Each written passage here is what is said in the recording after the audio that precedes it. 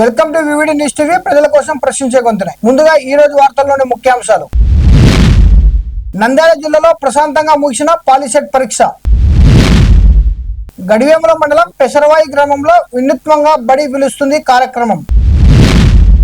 హైదరాబాద్ లో కల్తీ tea powder gang పట్టివేత, 10 మంది అరెస్ట్. నంద్యాల జిల్లాలో పోలీసుల బదిలీలు, 73 మంది సిబ్బందికి మార్పులు. డ్రైవింగ్ చేస్తుండగానే గుండెపోటు, కర్నూలులో కాలేజ్ బస్సుకు తప్పిన ప్రమాదం. తిరుమల శ్రీవారికి 95 లక్షల బంగారు పథకాలు విరాళం. ఆర్టీసీ సమ్మె విరమణ, తెలంగాణలో మళ్లీ రోడ్డెక్కిన బస్సులు. కవిత కొత్త పార్టీ ప్రకటన, తెలంగాణ రాష్ట్ర సేన టీఆర్ఎస్ ఆవిర్భావం. తిరువురులో మెప్మా ఎన్నికలపై ఉద్రిక్తత, కొలికపూడి వర్సెస్ కేశినేని. మలేరియాపై కట్టుదిట్టమైన చర్యలు, అవగాహన ర్యాలీలో జాగృతి.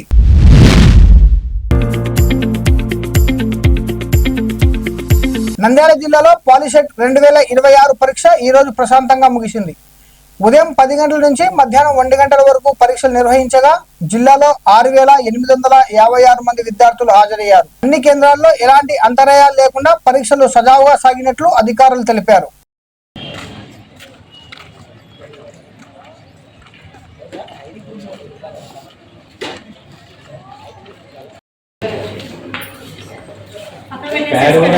కొత్తదైతేనే పాత ప్యాడ్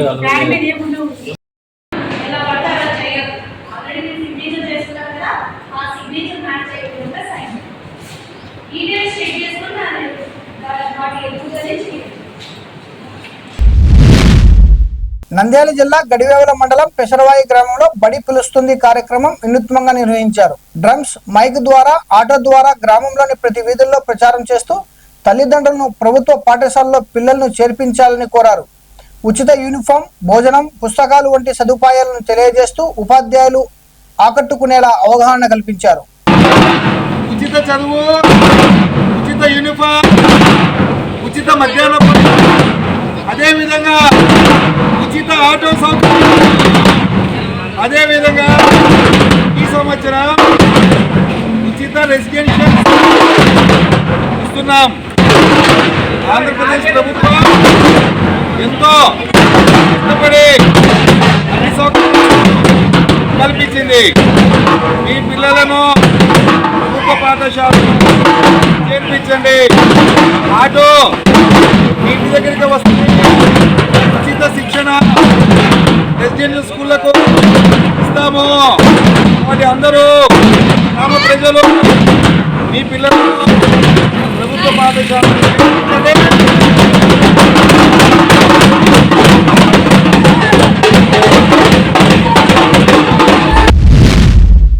హైదరాబాద్ లో హెచ్-ఫాస్ట్ బృందం కల్తీ టీ పౌడర్ రాకెట్ ను ఛేదించింది. 3000 కిలోల కల్తీ టీ, 1500 కిలోల గడువు ముగిసిన టీ స్వాధీనం చేసుకుని 10 మందిని అరెస్ట్ చేశారు. సింథటిక్ కలర్స్ వాడిన టీ పొడి కలిపి సరఫరా చేస్తున్నట్టు పోలీసులు వెల్లడించారు.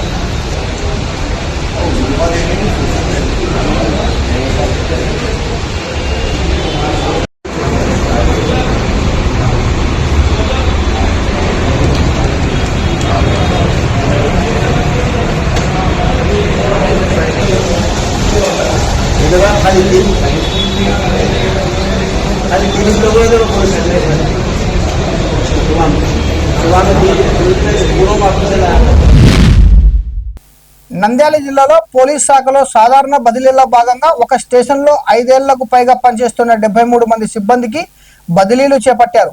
ఏఎస్ఐ స్థాయి నుండి పీసీ వరకు ఉన్న ఈ సిబ్బందికి జిల్లా ఎస్పీ సునీల్ సోరాన్ ఐపీఎస్ ఆధ్వర్యంలో నంద్యాల జిల్లా పోలీస్ కార్యాలయంలో బదిలీల ఉత్తర్వులు జారీ చేశారు.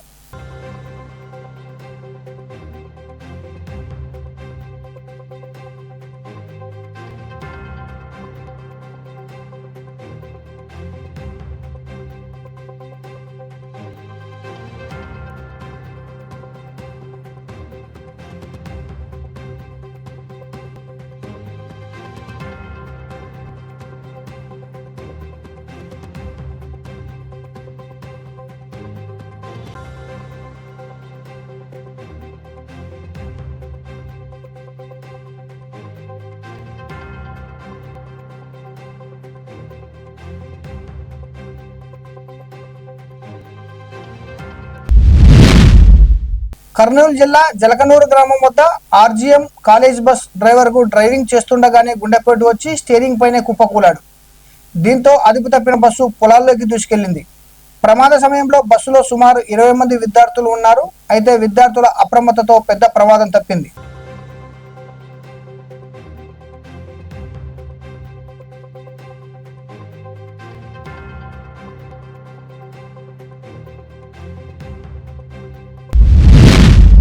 తిరుమల శ్రీ వెంకటేశ్వర స్వామి వారికి ఓ భక్తురాలు భారీ విరాళం అందించారు. బెంగళూరుకు చెందిన డాక్టర్ ఎం మహాదేవమ్మ 94 లక్షల విలువైన 7 బంగారు పథకాలను సమర్పించారు. మొత్తం 753 గ్రాముల బరువున్న ఈ పథకాలను టీటీడీ ఈవో ముద్దాడ రవిచంద్ర, అదనపు ఈవో వెంకయ్య చౌదరికి ఆమె అందజేశారు.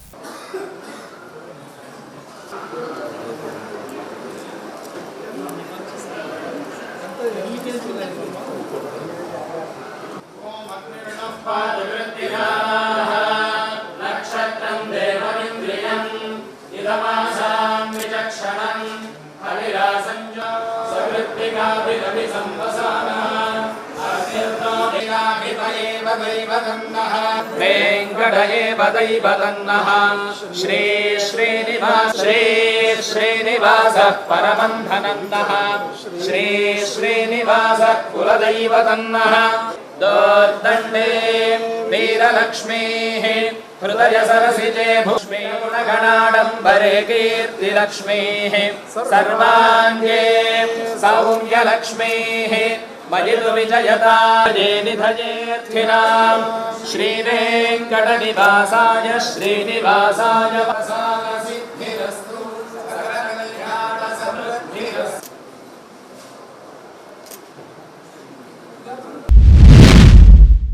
తెలంగాణలో ఆర్టీసీ కార్మికుల సమ్మె విరమణతో బస్సులు తిరిగి సేవలు ప్రారంభించాయి. మంత్రుల బృందం, జేఏసీ నాయకుల మధ్య సుమారు 12 గంటల చర్చలు ఫలించడంతో కార్మికులు విధుల్లోకి చేరారు. అర్ధరాత్రి నుంచే కొన్ని సర్వీసులు ప్రారంభమయ్యాయి. ఉదయం నుంచి అన్ని బస్సులు యథాతిథిగా నడుస్తున్నాయి. 3 రోజులుగా ఇబ్బందులు పడిన ప్రయాణికులకు ఇది భారీ ఊరటగా మారింది.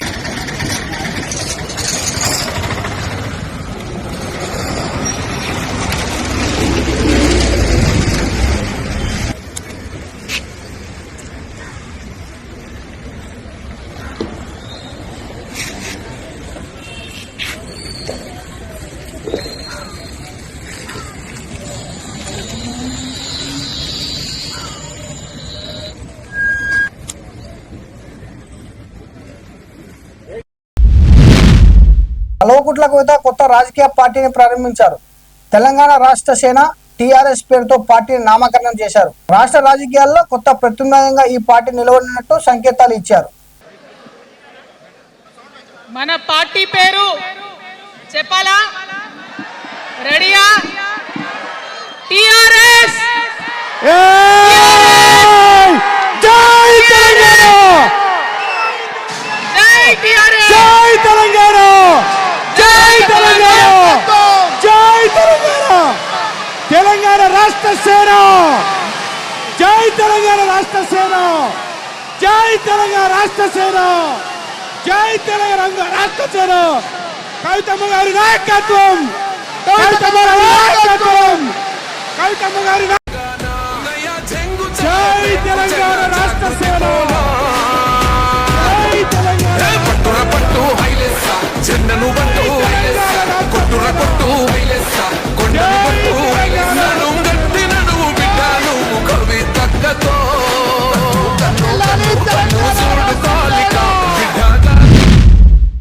తిరువురులో మెప్మా కార్యాలయం వద్ద తీవ్ర ఉద్రిక్తత నెలకొంది. ఎమ్మెల్యే కొలికపూడి, ఎంపీ కేశినేని చిన్ని వర్గాల మధ్య వాగ్వాదం జరిగింది.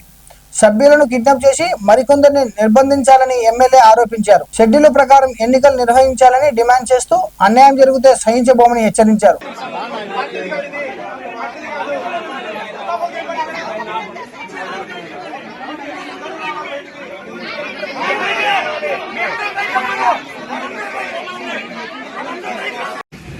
ఒక 5గురిని ఇళ్లకెళ్ళి కార్లు ఎక్కించుకొని గుర్తు తెలియని ప్రాంతానికి తీసుకెళ్లారు. తర్వాత ఇంకొక 4గురిని ఇళ్లలో నుంచి బయటికి రాకుండా నిర్బంధించి వాళ్ళ ఇంటి ముందు పురుషుల్ని కాపలా పెట్టారు, రౌడీల్ని కాపలా పెట్టారు. 10 గంటలకు ఎన్నికలు, మేమంతా ఇక్కడికి వచ్చాం. ఎన్నికలు పెట్టండి అని మేము అడుగుతున్నాం. ఎన్నికలు పెడితే ఎంపీ చిన్ని గారికి నష్టం ఏంటి? ఎందుకు తిరువూరులో మెప్మా ఎన్నికలు జరగకుండా ఎంపీ చిన్ని గారు అడ్డుపడుతున్నారు?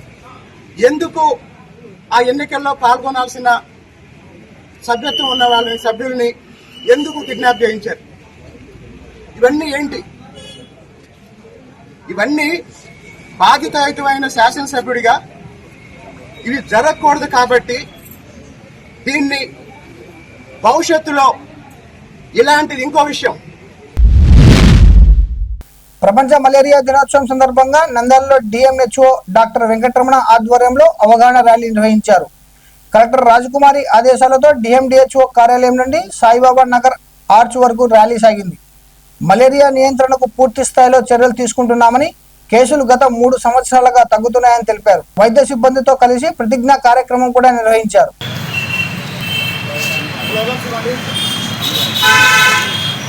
మలేరియా అంతం, మలేరియా అంతం, మన పంతం, మలేరియా అంతం, మన పంతం.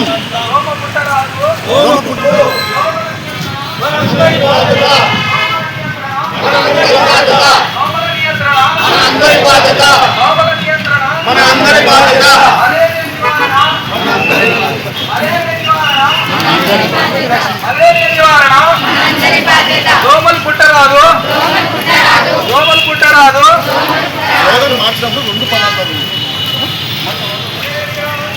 ప్రతి శుక్రవారం గైడెన్స్ పాటిద్దాం.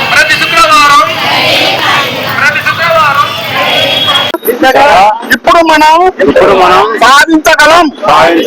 ఇప్పుడు మనం తప్పక సాధించాలి. నేను ఆ కుటుంబం, ఆ గ్రామం, నా సమాజం బాధ్యతతో ఈరోజు పూర్తి బాధ్యతతో ఈ ప్రతిజ్ఞ చేయిస్తున్నాను. మా ఇంటి లోపల మరియు ఇంటి చుట్టుపక్కల పరిసరాలలో ఎక్కడ నీరు నిల్వ ఉండనివ్వను. జ్వరం వచ్చిన వెంటనే ఆలస్యం చెయ్యకుండా ప్రభుత్వ ఆసుపత్రిలో రక్త పరీక్ష చేయించుకుంటాను. అందరికీ నమస్కారం. నంద్యాల జిల్లా ప్రజలందరికీ వైద్య ఆరోగ్య శాఖ తరఫున నా యొక్క నమస్కారాలు. ముఖ్యంగా ఈరోజు 25వ తేదీన ఏప్రిల్ 25 ప్రపంచ మలేరియా దినోత్సవం. అంటే మలేరియా కూడా ఒక ప్రాణాంతకమైన వ్యాధి.